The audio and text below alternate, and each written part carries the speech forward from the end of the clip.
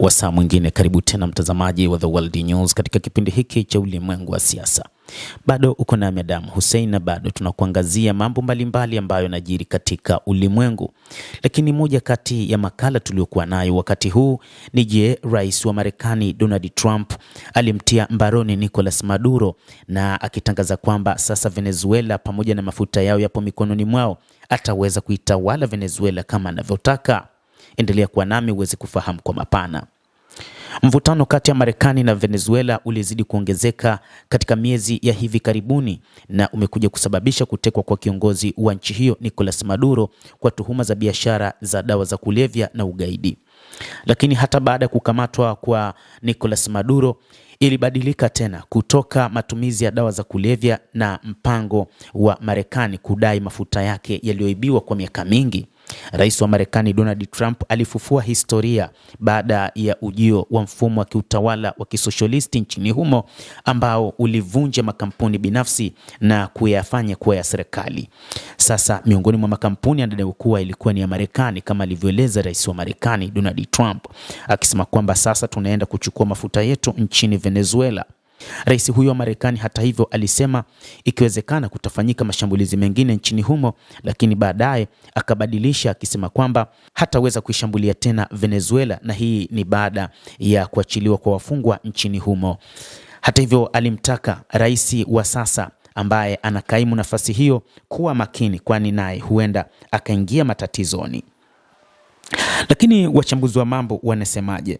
Wachambuzi wa mambo wanalizungumzia hili katika muktadha wa namna mbili. Kwanza ni namna ambavyo Marekani imefanya uvamizi nchini humo, wakieleza kwamba ni rahisi kwa sasa kwa Marekani kuitawala Venezuela kwa sababu kama waliweza kuingia kwa muda mrefu nchini humo, maana yake ni kwamba waliweza kufahamu mfumo mzima wa kiutawala na hata ule wa kijeshi. Waliweza kuwaua makomando kutoka nchini Cuba waliokuwa wakimlinda Nicolas Maduro, lakini pia waliweza kumteka kirahisi Rais Nicolas Maduro pamoja na mkewe.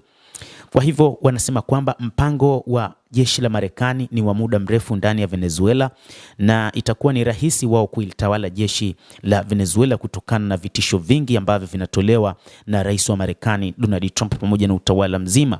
Kwa hivyo wanadai zaidi kwamba mpango wa rais wa Marekani utaweza kufanikiwa kwa kutumia nguvu ile ile iliyotumika kumng'oa madarakani Nicolas Maduro.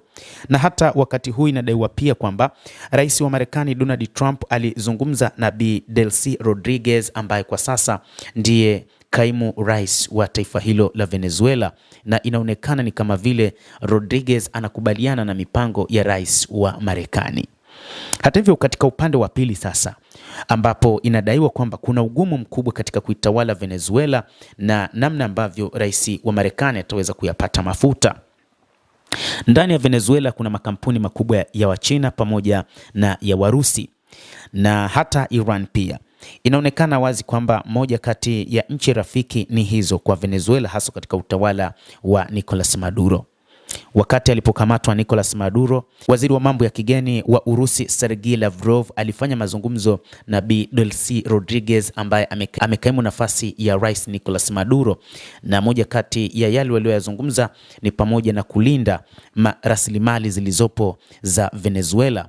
Lakini licha ya hayo ni kwamba haitakubaliana na mfumo wa ukoloni mamboleo ambao unataka kufanywa na Marekani. Waziri wa mambo ya kigeni wa Urusi Sergei Lavrov alisema kwamba nchi ya Urusi ipo tayari kuilinda nchi hiyo wakati wowote, na kuna baadhi ya meli ambazo ni za mafuta zilidaiwa kuwa ni za Venezuela, lakini meli hizi ni za Urusi, hatimaye zilitekwa na Marekani, lakini Urusi ilitumia nguvu kubwa kuhakikisha watu wake pamoja na meli hizo zinarejeshwa. Na mpaka sasa inaonekana ni Warusi tu ambao wamerejeshwa, lakini meli hiyo bado hakuna taarifa za kuaminika kwamba imesharudi katika mikono ya Warusi. Urusi iliwekeza kwa kiasi kikubwa silaha pamoja na kukuza uchumi wa Venezuela na hata Uchina, na inadaiwa pia kwamba wakati huu mataifa haya makubwa mawili yanajadiliana namna ya kuhakikisha Venezuela inakuwa huru, lakini pia Rais Nicolas Maduro anarejeshwa nchini mwake kama kiongozi wa taifa huru. Hii inaonekana inaweza ikawa ni ngumu, kwani tayari upo mikononi mwa Marekani. Hata hivyo, mazungumzo zaidi huenda yakafanyika, kwani kuna mambo mawili: kwanza suala la Ukraine, lakini pia na suala hilo la Venezuela. Urusi inadaiwa kwamba huenda sasa ikaanza kutumia nguvu kubwa nchini Ukraine na kusababisha hali kuwa tofauti kabisa, ambapo hata mataifa magharibi yanatamani kuingia. Lakini pia hayo yote yanatokana na namna ambavyo Marekani imefanya huko Venezuela. Mnamo wiki hii Urusi ilitumia kombora lake jipya la Oreshnik kufanya shambulizi nchini Ukraine, wachambuzi wa mambo wakisema huenda ni kile ambacho wanakionyesha kwamba wana uwezo wa kufanya mashambulizi makubwa. Makombora ya Oreshnik pia yanatajwa yaliwahi kupelekwa huko Venezuela. Kwa hivyo huenda nguvu kubwa inaweza ikatumika nchini Ukraine ili kumaliza vita hivyo, ili Urusi pamoja na China ziamue kuingia kwa namna yoyote ile ndani ya Venezuela. Lakini kubwa zaidi, huenda mataifa hayo yakaingilia kati ikiwa rais wa Marekani ataamua kumkamata rais wa Colombia Bwana Petro Gustavo, lakini pia kumkamata rais wa Cuba, pamoja na kufanya mashambulizi ya aina yoyote katika mataifa hayo. Hii ndio inatajwa kwamba huenda ndio itakuwa sababu ya Marekani kushindwa kuitawala Venezuela vile wanavyotaka. Basi mtazamaji, nawe pia una nafasi ya kulike, una nafasi ya kucomment juu ya namna Marekani itakavyoitawala Venezuela kwa mara nyingine tena. Basi endelea kuwa nasi, lakini usisahau kulike, kucomment na kusubscribe channel hii ili upate habari hizi kwa mapana hapa The World News. Naitwa Damos.